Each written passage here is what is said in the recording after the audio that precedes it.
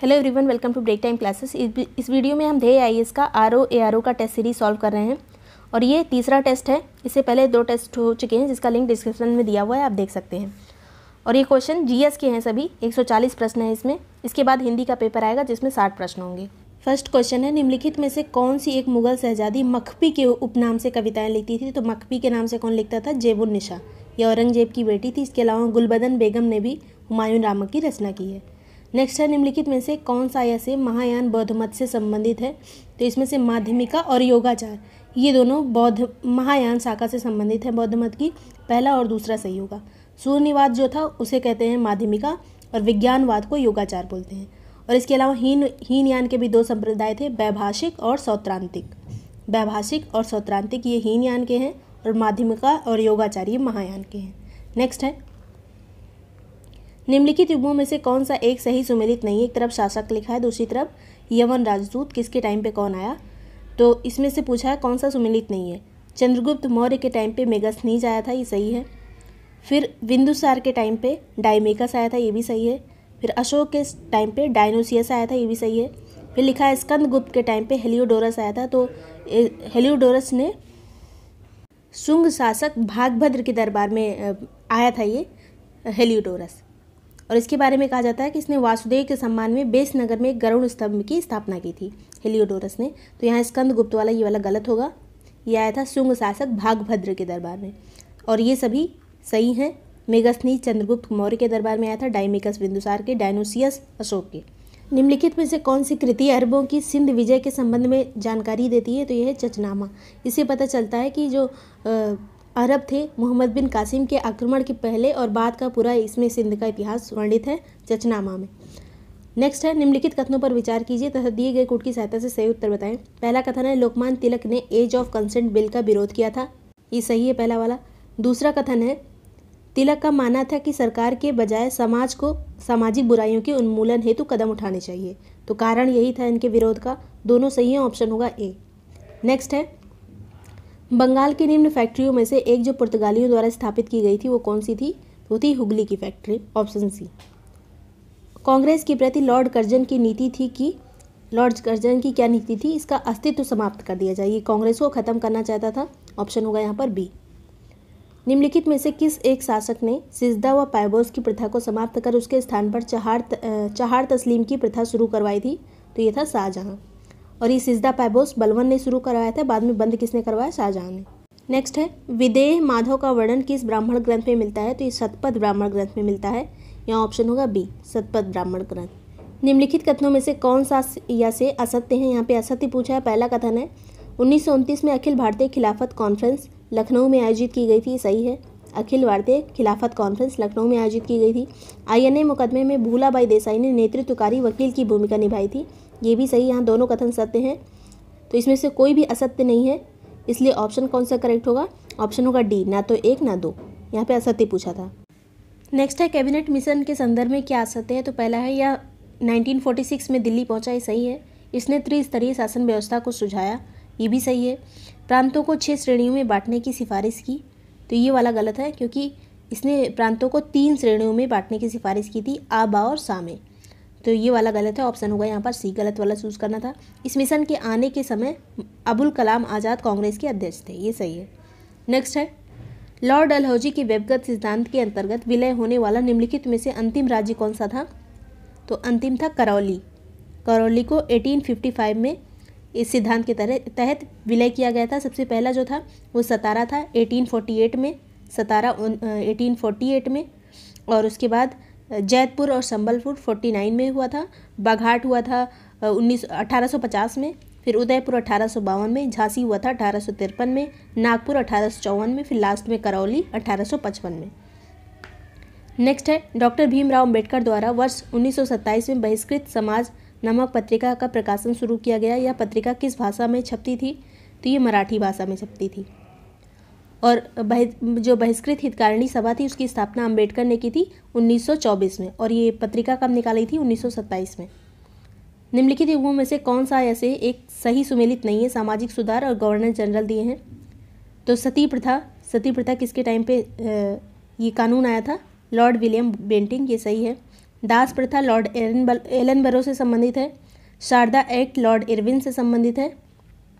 ठगी प्रथा यहाँ पे लॉर्ड हेस्टिंग लिखा है, ये लॉर्ड विलियम बेंटिंग के काल में जो कॉल्ड स्लीमैन था उसने इसका अंत किया था ठगी प्रथा का, तो ये वाला गलत है, ऑप्शन होगा डी।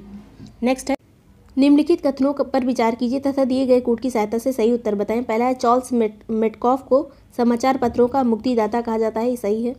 मेटकॉफ ने liberation of the Indian press act लागू करवाया था, ये भी सही है और इसका कारण भी यही है, ऑप्शन होगा यहाँ पर ए।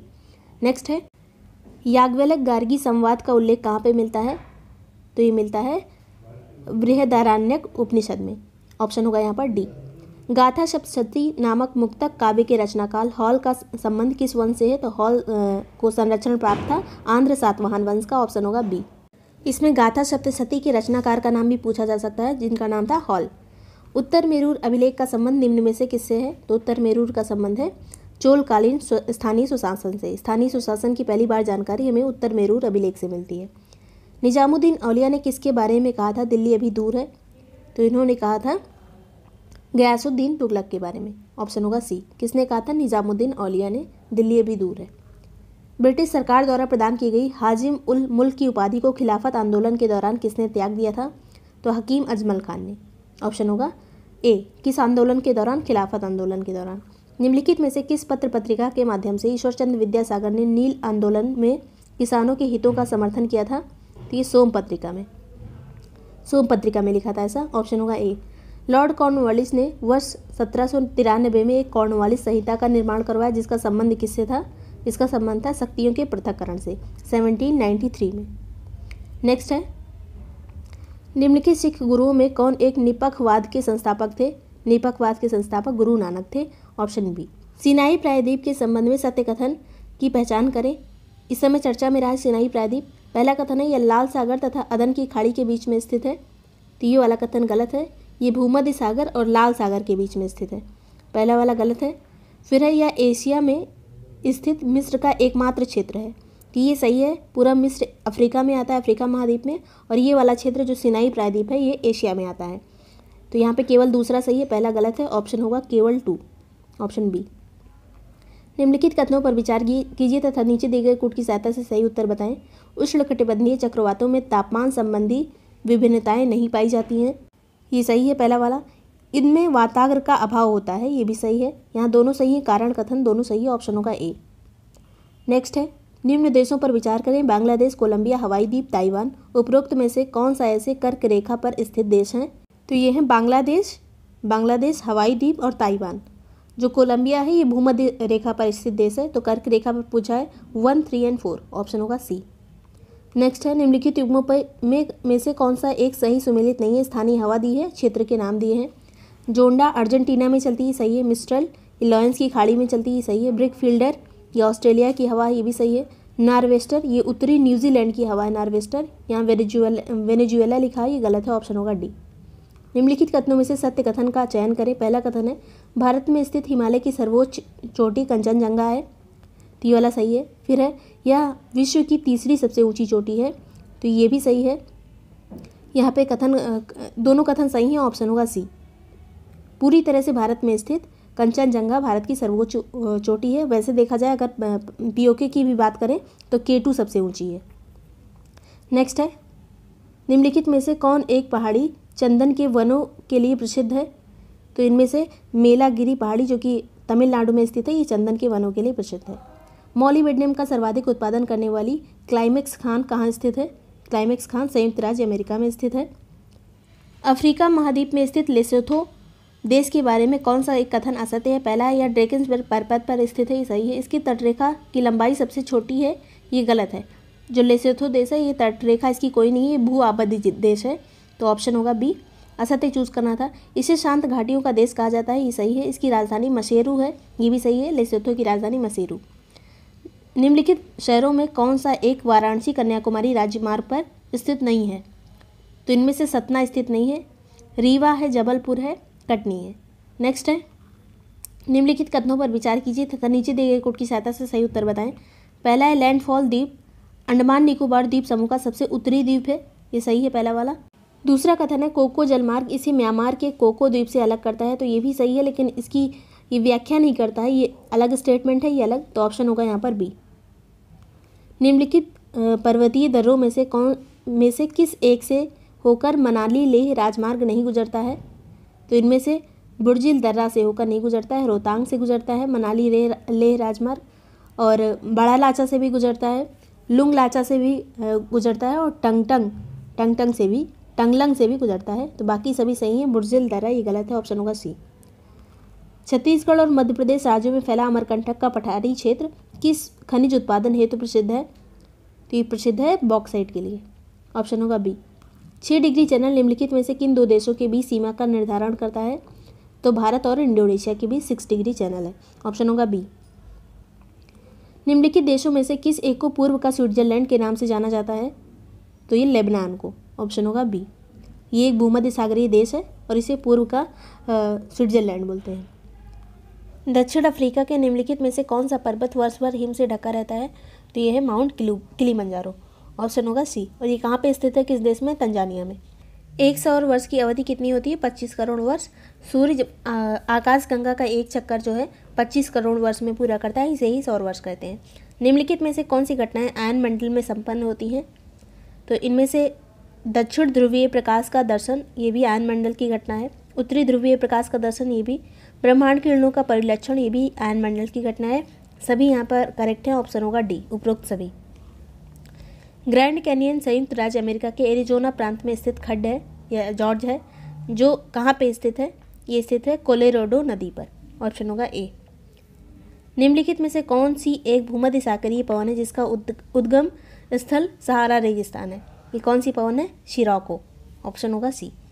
नेक्स्ट है, और ये जो शिराको पवन है ये भूमध्य सहारा रेगिस्तान से उठती है, उसके बाद भूमध्य सागर से होते हुए ब्रिटेन यूरोप की तरफ जाती है। ब्लिज़ार्ड कहाँ पे बहती है? ब्लिज़ार्ड कनाडा में बहने वाली हवा है। बोरा जो है ये एड्रियाटिक की तट पर बहती है। नेक्स्ट है, दून निम्नलिखित में से किस पर्वत श्रृंखला में पाए जाते हैं? तो दून पाए जाते हैं शिवालिक श्रृंखला में, ऑप्शन होगा ए। चूना पत्थर निम्नलिखित में से किस एक क्रम की चट्टानों में प्रमुख रूप से पाया जाता है? तो चूना पत्थर विंध्य क्रम की चट्टानों में प्रमुख रूप से पाया जाता है। थीन परियोजना स्थित है, थीन परियोजना किस नदी पर स्थित है? रावी नदी पर, ऑप्शन होगा ए। भारत में प्रत्येक पंचायत अपने प्रथम अधिवेशन की तारीख से 5 वर्षों की अवधि तक कार्य करेगी या वर्णित है? किस अनुच्छेद में वर्णित है कि प्रत्येक पंचायत अपने प्रथम अधिवेशन की तारीख से 5 वर्षों की अवधि तक कार्य करेगी? ये है 243E में, ऑप्शन होगा डी। राष्ट्रपति द्वारा जारी अध्यादेश संसद सत्र शुरू होने के बाद कितने दिनों के अंदर अनुमोदित होना चाहिए? तो ये 42 दिन के अंदर, 6 हफ्ते या फिर 42 दिन, ऑप्शन होगा सी। निम्नलिखित में से कौन भारत के संविधान का संघीय लक्षण नहीं है? इनमें से तो संविधान की सर्वोच्चता ये भारत का संघीय लक्षण है, यानी जो फेडरल फीचर होता है संविधान का, ये है संविधान की सर्वोच्चता। स्वतंत्र न्यायपालिका भी इसका फेडरल फीचर है, संघीय लक्षण है। शक्तियों का विभाजन भी संघीय लक्षण है। सशक्त केंद्र, इसमें एक तरफ झुकाव हो जा रहा है कि केंद्र में ज़्यादा शक्तियाँ हैं, तो ये एकात्मक लक्षण है।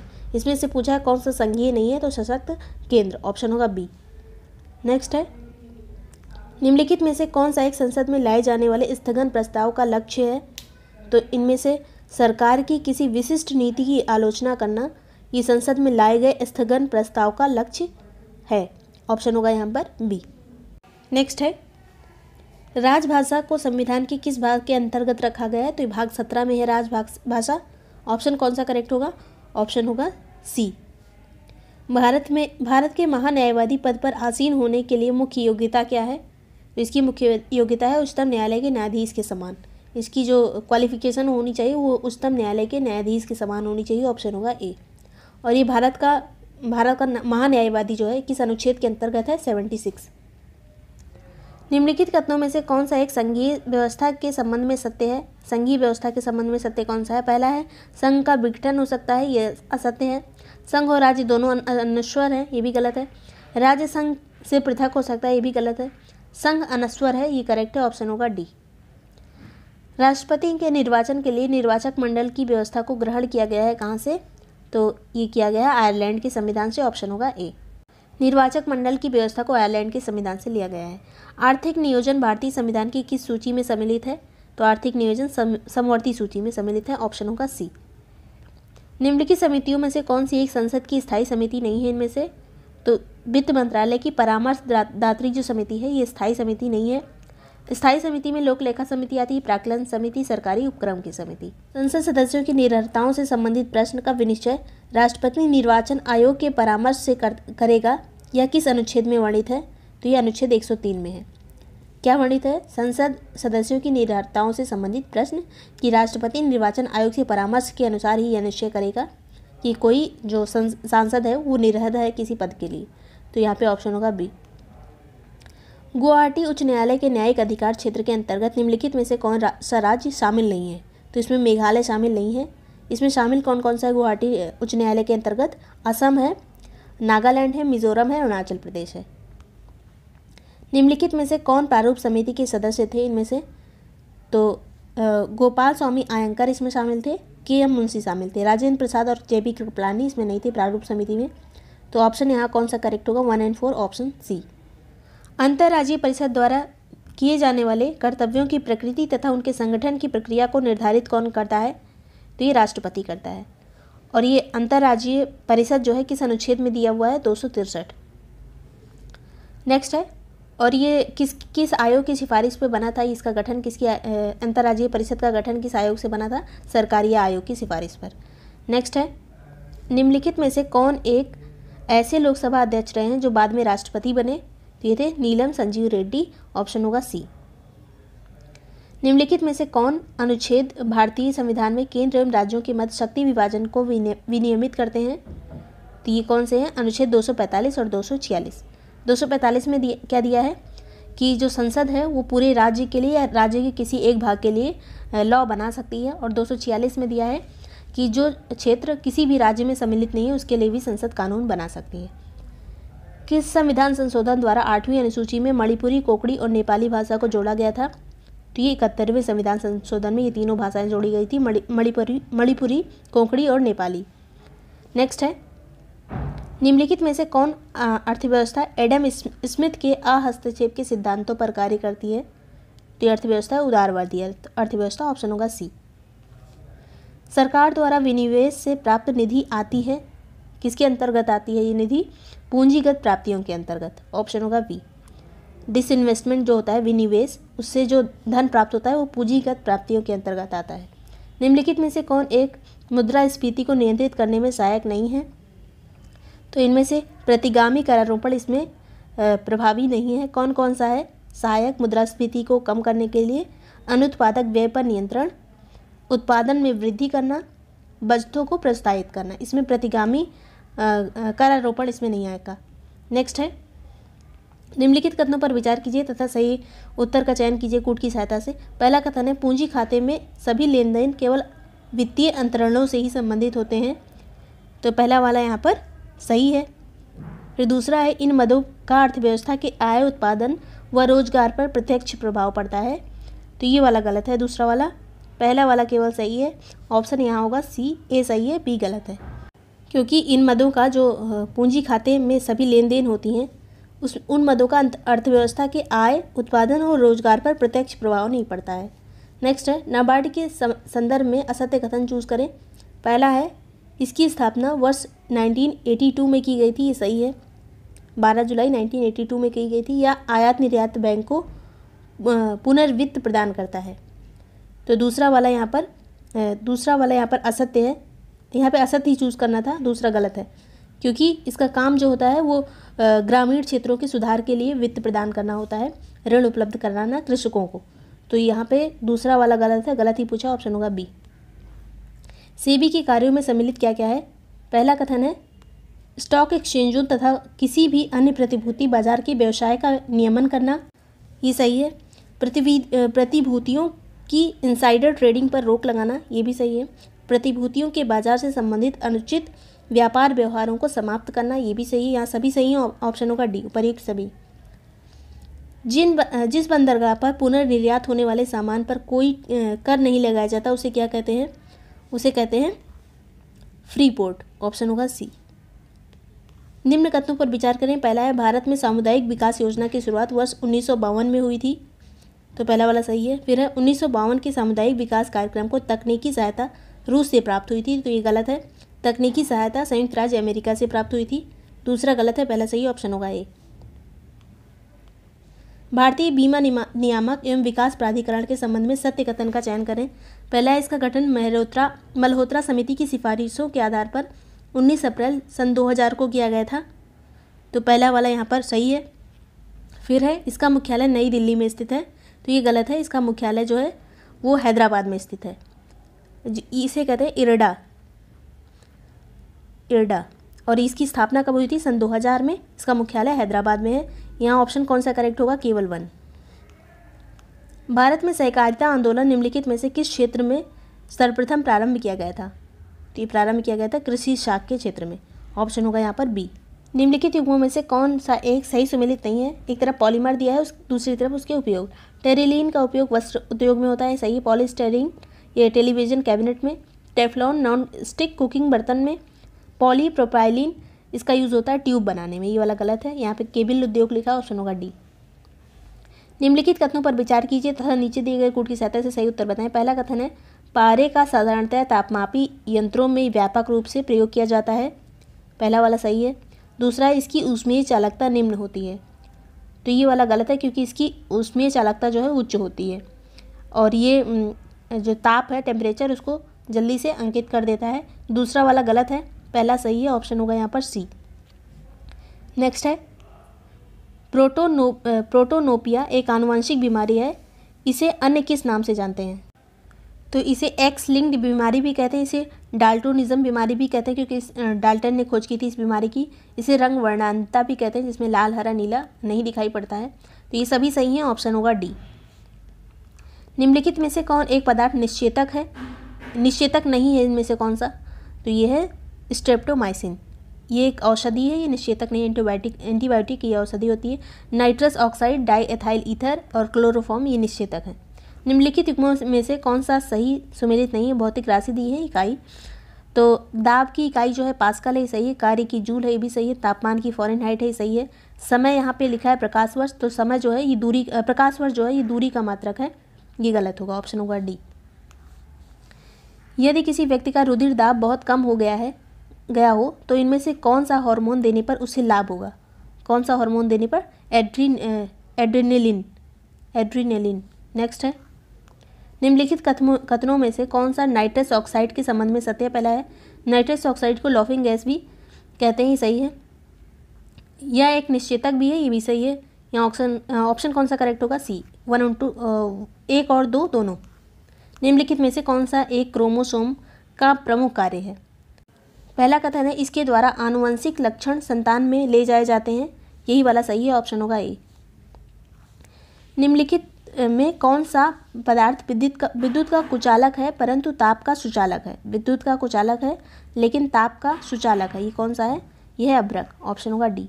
बादलों का निर्माण होता है, किससे होता है? तो ये संघनन की प्रक्रिया के फलस्वरूप, ऑप्शन होगा ए। नेक्स्ट है, नाभिकीय रिएक्टर के संदर्भ में निम्नलिखित युग्मों में से कौन सा सही सुमेलित है? पहला है, रिएक्टर का ईंधन जो है वो यूरेनियम 235 या प्लूटोनियम 239 होता है, ये सही है। रिएक्टर में मंदा का काम कौन करता है? भारी जल और ग्रेफाइट, ये भी सही है। रिएक्टर में नियंत्रक छड़ें कौन सी होती हैं? कैडमियम और बोरान की, ये भी सही है।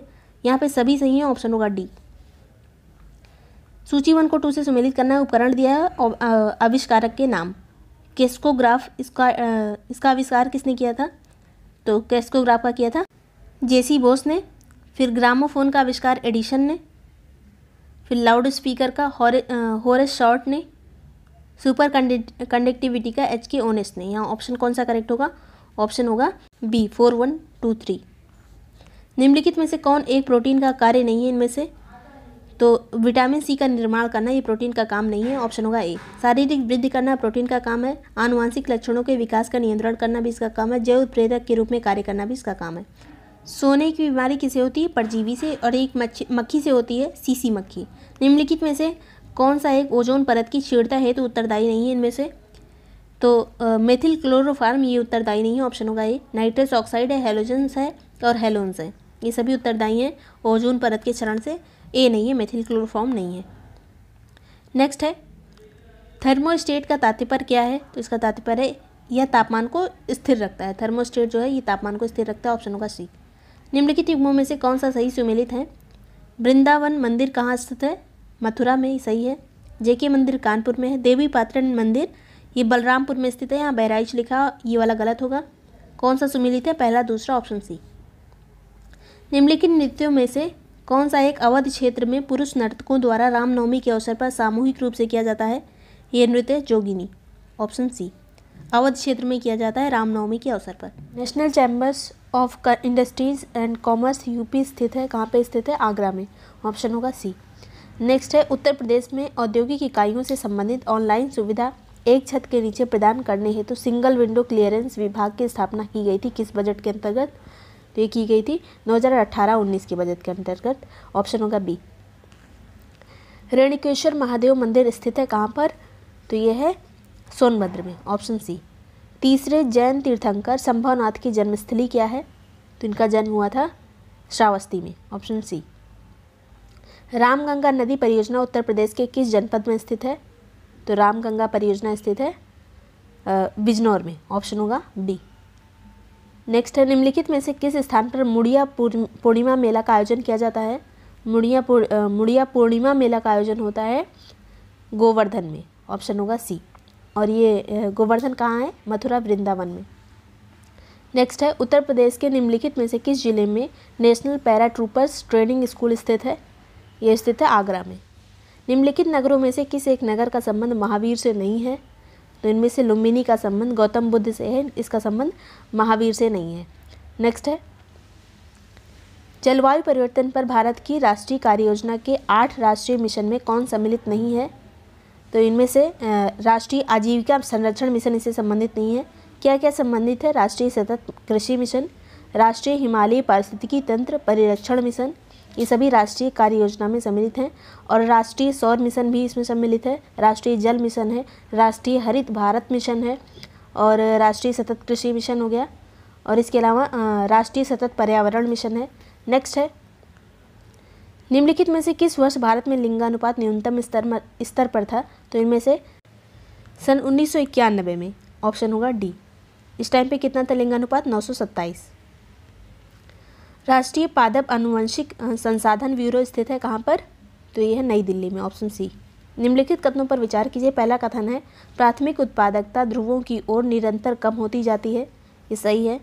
फिर है, यह सौर ऊर्जा प्राप्ति की मात्रा पर निर्भर करती है, तो ये भी सही है, लेकिन इसका कारण ये नहीं है, ऑप्शन होगा यहाँ पर ए। नेक्स्ट है, निम्नलिखित देशों में से कौन सा एक G7 के संस्थापक सदस्यों में सम्मिलित नहीं था? तो इनमें से रूस इसमें सम्मिलित नहीं था संस्थापक सदस्यों में। संस्थापक में था Canada, France, Germany, Italy, Japan, United kingdom और यूएस। पारितंत्र की उत्पादकता को प्रभावित करने वाले सर्वाधिक महत्वपूर्ण कारक क्या है? पारितंत्र की उत्पादकता को जो सबसे ज़्यादा प्रभावित करता है वो है सूर्यतप, ऑप्शन होगा सी। नेक्स्ट है, क्षारीय भूमि सुधारक के रूप में प्रयुक्त होने वाला रसायन कौन सा है? कैल्शियम सल्फेट, कैल्शियम सल्फेट जिसे जिप्सम बोलते हैं, CaSO4 × 2H2O। नेक्स्ट है, चेंचू जनजाति किस क्षेत्र में वन्यजीव की सुरक्षा से संबंधित है? तो ये संबंधित है नागार्जुन श्रीशैलम, आंध्र प्रदेश से। नेक्स्ट है, सुपोषण का परिणाम नहीं है इनमें से कौन सा? तो इनमें से जल निकायों में पोषक तत्वों की कमी, ये सुपोषण का परिणाम नहीं है। इसमें जल निकायों में पोषक तत्वों की अधिकता हो जाती है, ऑप्शन होगा यहाँ पर ए। नेक्स्ट है, फ्रांसीसी भौतिक शास्त्री वैक्यूरेल ने खोज की थी किस चीज़ की? तो वैक्यूरेल ने रेडियो एक्टिविटी की खोज की थी, ऑप्शन बी। जैवीय रूप से अपघटित होने वाला प्रदूषक इनमें से कौन सा है? तो मल, और ये सभी जैवीय रूप से अपघटित होने वाले नहीं है, एस्बेस्टस, प्लास्टिक, DDT। भारत में पेटेंट अधिनियम सर्वप्रथम कब पारित किया गया? तो पेटेंट अधिनियम 1970 में। निम्नलिखित युग्मों पर विचार कीजिए। सहायक नदी और मुख्य नदी। चंबल किसकी सहायक नदी है? यमुना की, ये वाला सही है। सोन है गंगा की सहायक नदी, तो ये वाला गलत है। यहाँ पे नर्मदा लिखा है, ये भी गलत है। यहाँ पे चंबल यमुना होना चाहिए, यहाँ नर्मदा लिखा है, गलत है। सोन जो है ये गंगा होना चाहिए, ये भी गलत है। मानस ब्रह्मपुत्र की सहायक नदी है, ये सही है। केवल तीसरा सही है यहाँ पर, तो ऑप्शन यहाँ पर होगा केवल 3, option D, option D.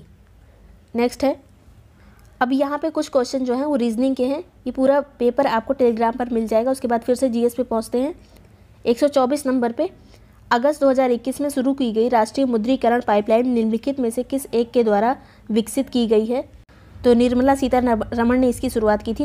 NITI Aayog के अंतर्गत इसकी शुरुआत की गई है राष्ट्रीय मुद्रीकरण पाइपलाइन। ऑप्शन होगा यहाँ पर ए। नेक्स्ट है, खुफिया एजेंसियों के सामने 21वीं सदी की सुरक्षा चुनौतियों का समाधान करने हेतु एक राष्ट्रीय पहल हैकाथॉन मंथन 2021 का शुभारंभ किस मंत्रालय के नेतृत्व में हुआ? तो ये हुआ है शिक्षा मंत्रालय एवं BPR&D। ऑप्शन होगा यहाँ पर सी, हैकाथॉन मंथन 2021।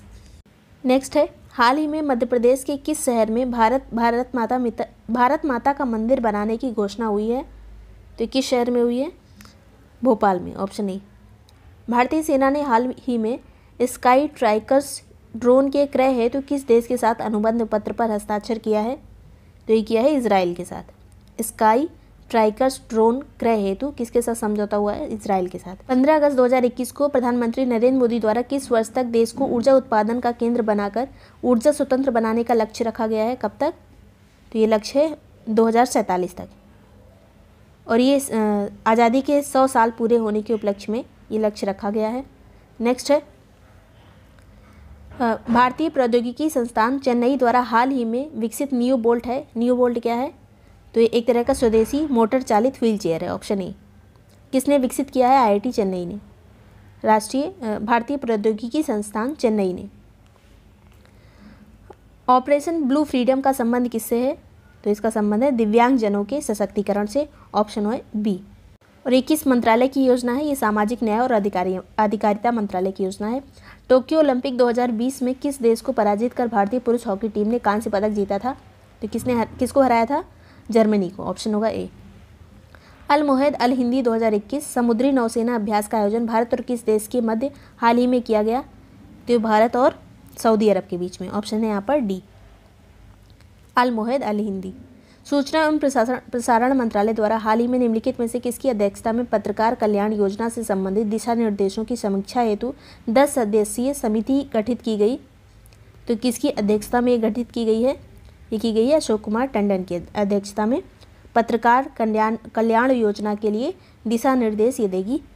नेक्स्ट है, हाल ही में कोविड-19 की यात्रा संबंधी पाबंदियों में बदलाव करते हेतु किस देश ने भारत को रेड सूची से निकालकर एम्बर सूची में सूचीबद्ध किया है? तो कौन सा देश है? ब्रिटेन। ऑप्शन होगा सी। नेक्स्ट है, अगस्त 2021 में भारत के किस पड़ोसी देश ने खाद्य आपातकाल की घोषणा की? तो ये की है श्रीलंका ने। ऑप्शन बी, अगस्त 2021 में। निम्नलिखित में से किस राज्य सरकार द्वारा कोविड-19 में अपने पति को खोने वाली महिलाओं हेतु मिशन वात्सल्य चलाया गया है? तो मिशन वात्सल्य चलाया है महाराष्ट्र की सरकार ने। ऑप्शन होगा सी। हाल ही में भारतीय खाद्य सुरक्षा एवं मानक प्राधिकरण द्वारा देश के किस रेलवे स्टेशन को 5 स्टार ईट राइट स्टेशन प्रमाणन प्रदान किया गया? जो प्रदान किया गया है चंडीगढ़ को। ऑप्शन होगा यहाँ पर ए। नेक्स्ट है, निम्न कथनों पर विचार करें। पहला है, मध्य प्रदेश हाल ही में राष्ट्रीय शिक्षा नीति 2020 को लागू करने वाला देश का द्वितीय राज्य बना है। तो पहला इसमें सही है। दूसरा है, कर्नाटक राष्ट्रीय शिक्षा नीति लागू करने वाला पहला राज्य था। ये भी सही है, दोनों सही हैं यहाँ पर। कर्नाटक पहला था, मध्य प्रदेश दूसरा बना। ऑप्शन होगा सी। हाल ही में संपन्न हुए टोक्यो पैरालंपिक खेलों का पहला स्वर्ण पदक किस देश की पैगी ग्रीको ने जीता? तो किसने जीता था? ऑस्ट्रेलिया ने। हाल ही में डॉक्टर फिरदौसी कादरी को रेमन मैग्सेसे पुरस्कार प्रदान किया गया है। वे किस देश के निवासी हैं? तो फिरदौसी कादरी हैं बांग्लादेश के निवासी। ऑप्शन होगा यहाँ पर डी। और ये जो एशिया का सर्वोच्च सम्मान कहा जाता है रेमन मैग्सेसे को, इसकी स्थापना हुई थी 1957 में। तो इस तरह से 140 क्वेश्चन कंप्लीट हुए यूपीपीसीएस के लिए। ये जीएस वाला सेक्शन था। हिंदी वाला पेपर इसके बाद आएगा। वीडियो आपको पसंद आया हो तो लाइक और सब्सक्राइब कर दीजिएगा। Thank you so much for watching break time classes.